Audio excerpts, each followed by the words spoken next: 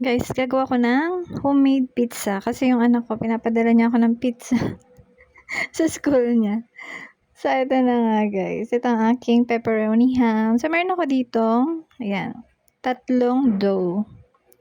And then, itong spaghetti sauce to guys, Dito, pizza sauce. Tapos, niluto ko lang siya sa kawali na may sugar. Tapos, yun.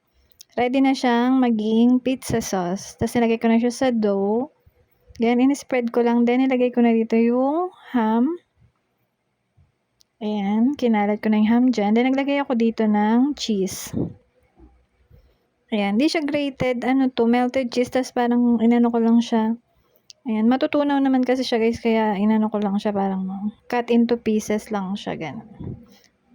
And then, naglagay na ako dito ng mushroom.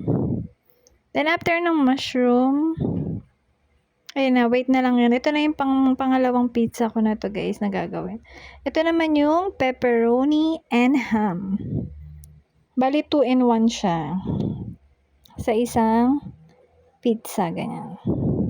So, nilagay ko na nga dito yung pepperoni at saka yung ham. Ayan. And then, ang next na ilalagay ko naman dito is mushroom. Kasi 3 yung pinapadala niya sa akin pizza, di ba? Tapos, pagkatapos ilagay yung mushroom, lalagyan ko naman siya ngayon ng yung cheese ulit. So, ito na yung nagawa ko. Ham and cheese. Ito yung doble na pepperoni and ham. Tapos, meron din akong ham and cheese. Ito yung ham and cheese lang siya. Ito yung na-bake na siya, guys. Ayan na. Then, ayan na. In-slice ko na siya. Ganyan na yung tsura niya. Ganun lang siya kadali, guys. At ready nang i-deliver.